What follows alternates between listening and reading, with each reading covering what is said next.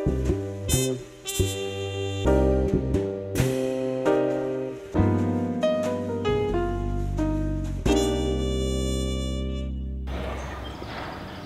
this is Ken Adams from the Valley View, and I'm up here in the hillsides above Rick Riel with Sarah Domling.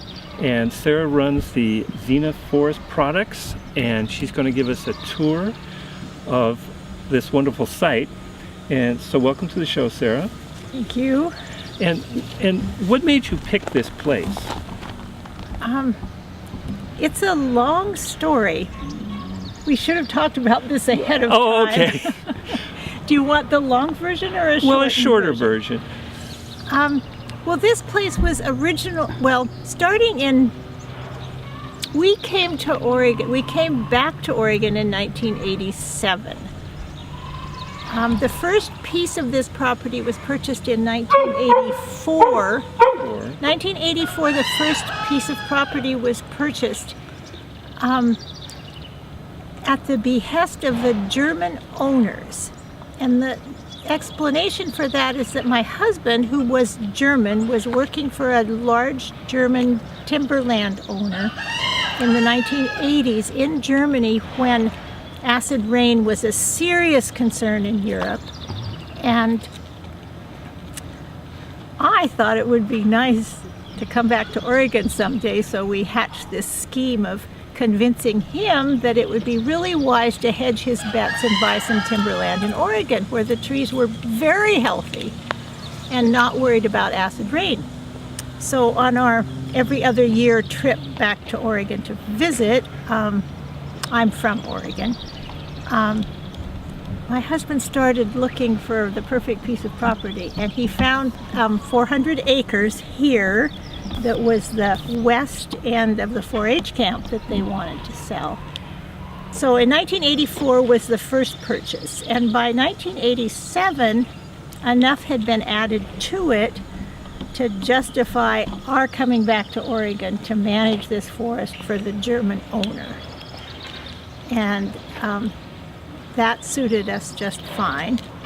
And so for 10 years, my husband managed the ever-growing forest. And in a way, we've bucked the trend of parcelization of rural lands and I think there was a total of 13 purchases that put this forest together from a lot of neighboring parcels that either the whole parcel was for sale because it was up in the hills and not such good farmland, or the back 40 or 200 of a large farm was for sale because it was only good for trees and not good for agriculture.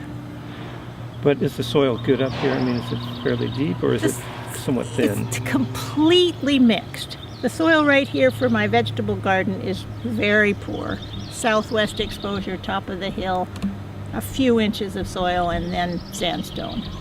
But the forest is a complete mix of soils that are very good for even fir, and soils that can support oak and pine, but aren't really ideal for fir. We're not the same quality of soil as the Coast Range. We're a special valley ecosystem that has lots of hardwood, lots of oak, lots of maple, ash, madrone, and we grow fir too. But it seems like our special niche is that some of our land doesn't grow fir, so therefore we can grow hardwoods. Okay. Hi, Sarah, why don't you explain what this skid trail is about? Okay. That's behind us. We have about every 150 feet permanent skid trails. The reason for the permanent skid trails is to protect the soil. And it's actually to ruin the soil where the trail is, but it protects all the rest of the soil in the forest. So if we have a logging operation, there's one piece of equipment, which is usually a Caterpillar tractor, that comes down this trail, and when a tree is felled out there, the logger pulls the cable out, hooks up the tree with a choker, and pulls it back into this trail and pulls it out to the rocked road where a log truck can pick it up. And we do think that the soil is our capital, and that the better we care for the soil, the healthier forest ecosystem we are going to have forever. And we don't think that taking every bit of limbs and branches and whatnot that's left and piling it and burning it after an operation is as wise as leaving all that debris on the ground to turn into soil. Well, that is a very good explanation, Sarah. So this is an area that's representative of the forest ecosystem in the hills in the middle of the Willamette Valley. It's a separate ecosystem from either the Cascades or the Coast Range, and it supports a lot of oak, a lot of maple, and a lot of Douglas fir. And the hills have many aspects and slopes and angles to the sun and different amounts of moisture, different elevations right here. So we have a lot of different sites that will favor one or another of those species, or a combination of them. But this is a nice representative site where everything's growing. All of those main species are growing. And there's an oak, there's several firs, there's a maple over there.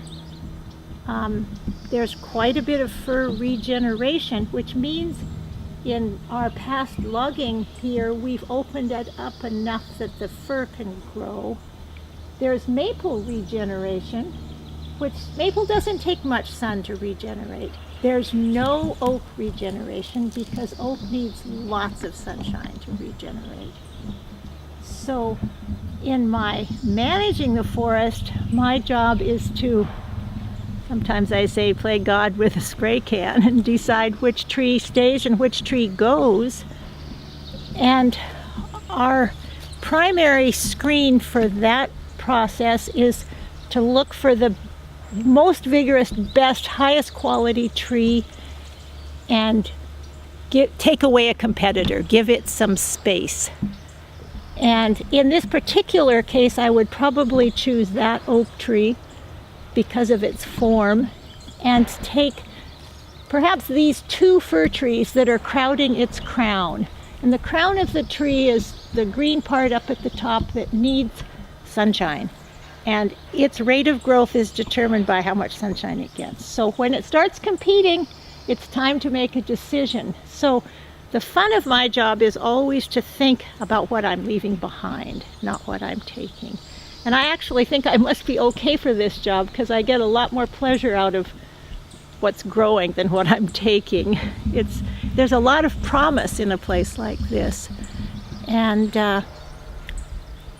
would this be a good time to talk about why we do hardwoods at all? Yeah, this would be a good time.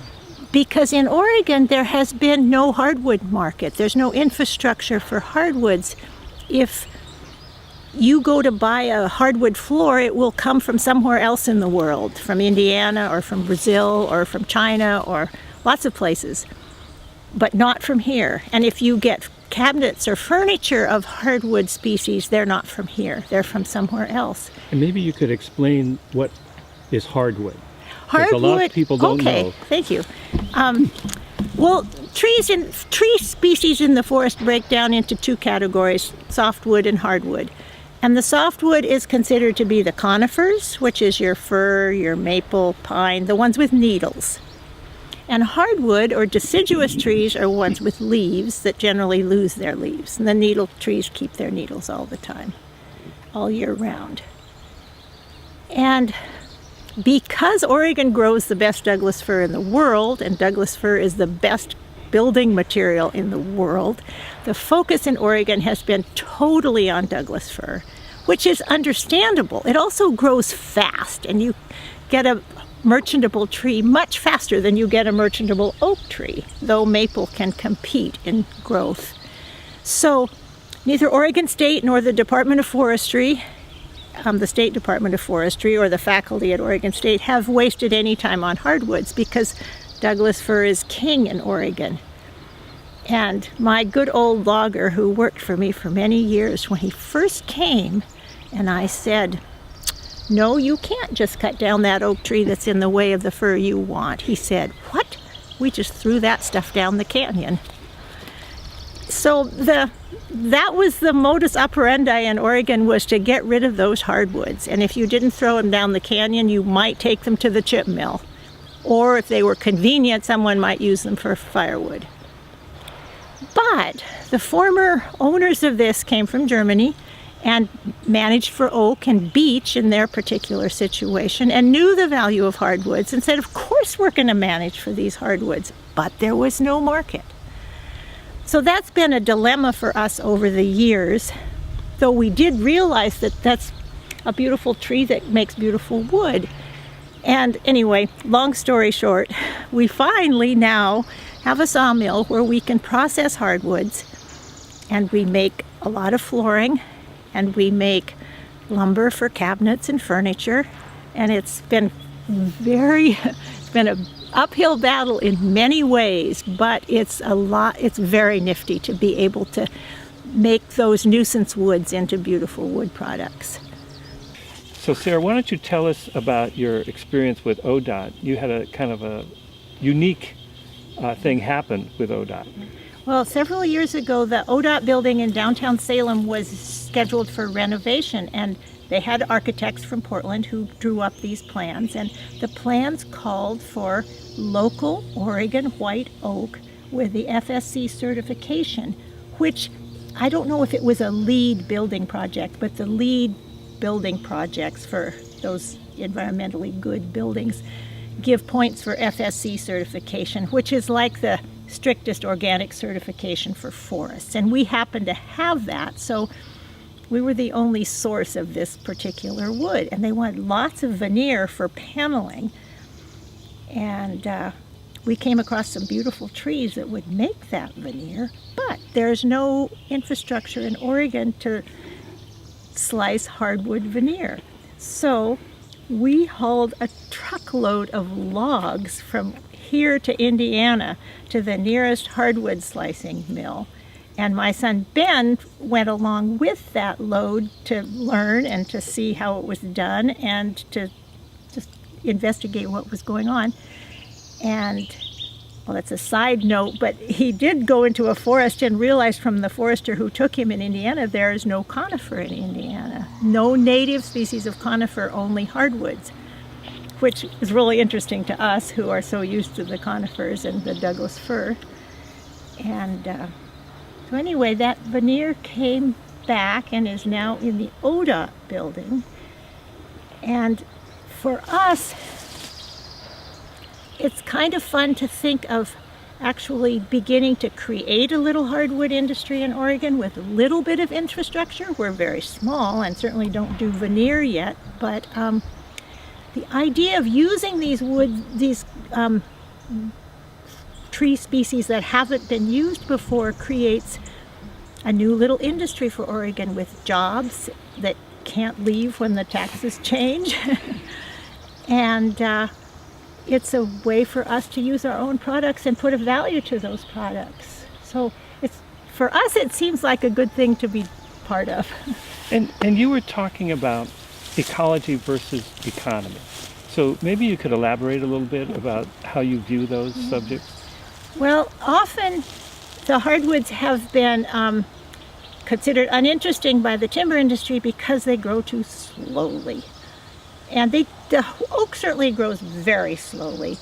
And, you know, a small oak isn't worth nearly as much as a big oak. And it's the same with the Douglas fir. And the idea with the timber industry has gotten to be, since they're often have stockholders to pay, that they need money now. So they're perfectly willing to cut this size tree instead of waiting till it gets this big. Though the value of this is multiple times the little one. And when you can take one tree like this to fill up a log truck, and you need 20 like this to fill up a log truck, there's an efficiency in the logging as well.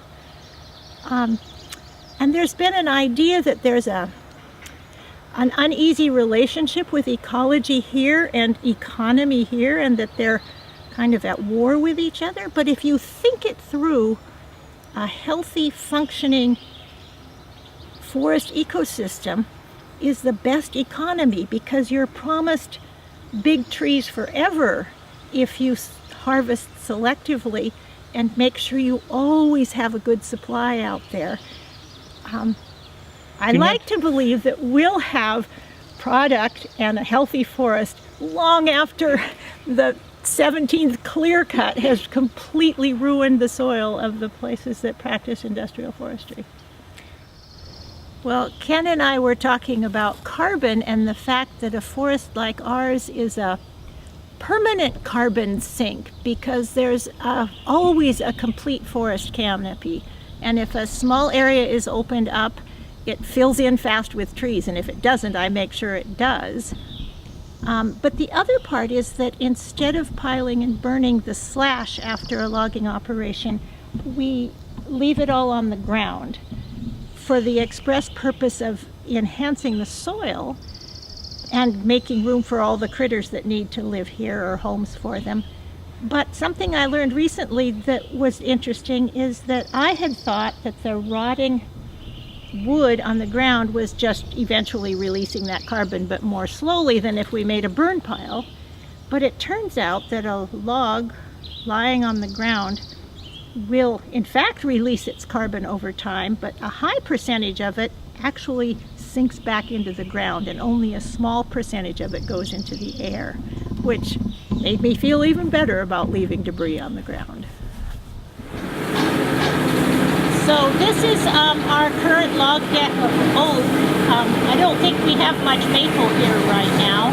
This is where the process starts. The logs are either from our forest or from neighboring forests and folks that have oak logs. We try to purchase from folks who are managing their oak. We try to encourage people to manage their oak rather than take out all their oak and convert it to hazelnuts, vineyard, or conifers, Douglas fir. Besides being in the business of making a living with a sawmill, we're in the conservation of oak business. So we feel that we would like the Willamette Valley to have a permanent supply of oak and an abundant permanent supply of oak. So through our purchasing policies, we try to encourage that.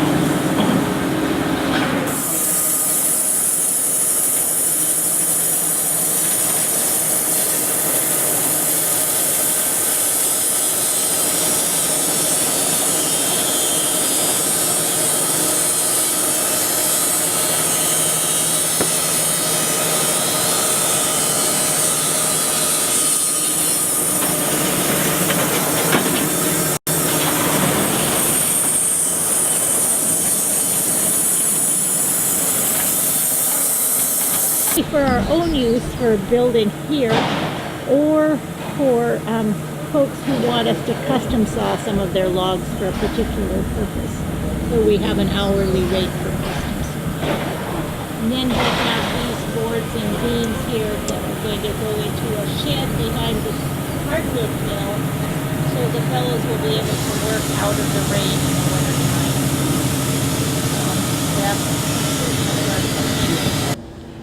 These sheds are all full of lumber, hardwood lumber, oak, maple, and whatever else we might have that are air drying. And the shade cloth in front keeps the sun out and the rain out and lets the wind through. And they're all on stickers, which are little 3/4 inch sticks that keep the boards separate from each other for better wind circulation. One of the defining factors of having a hardwood business is that it takes the better part of a year from cutting down an oak tree to having a product, and most of that time goes into air drying. It takes 6 to 8 months to air dry down to 20% moisture an oak 1-inch board, longer for thicker boards, and then it takes another month and a half to 2 months in the dry kiln to get it down to the 8 to 10%, which is necessary to process it farther. So we have a lot of inventory sitting in this drying process.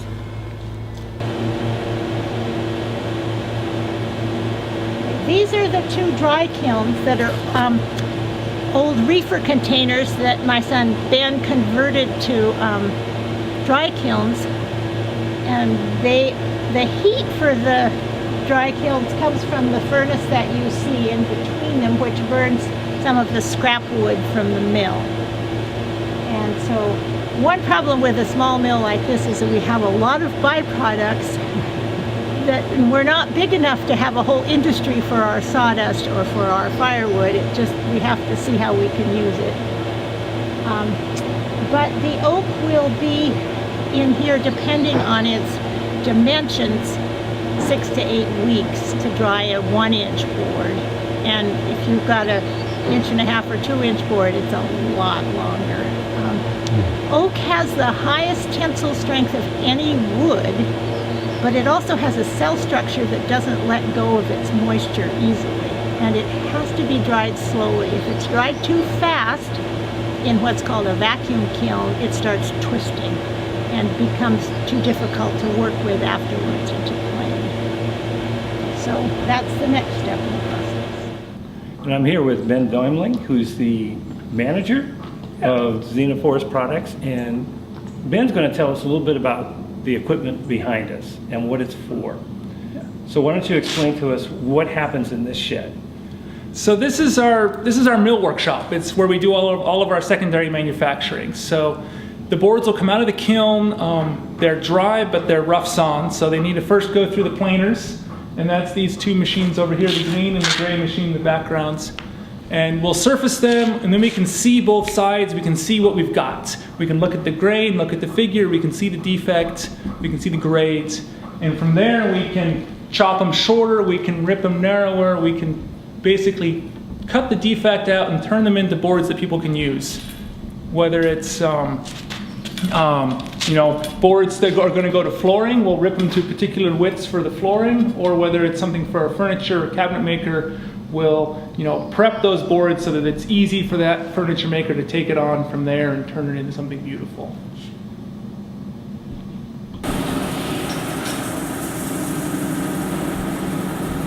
So this operation is always a work in progress, and there's one step that we don't do ourselves at this point, and that's the tongue and groove part going through the molder to make our hardwood flooring.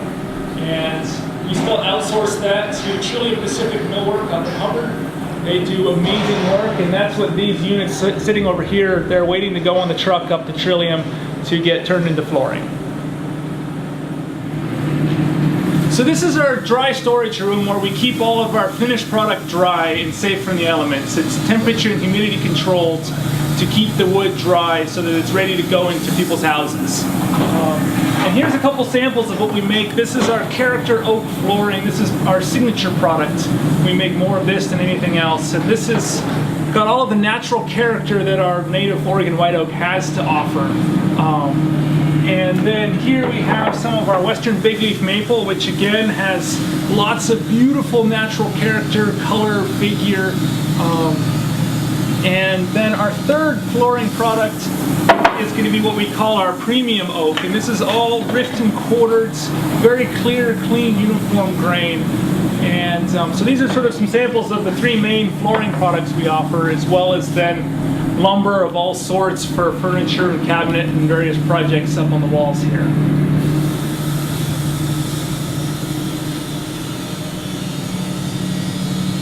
I'm Betty Smith from Staten, Oregon.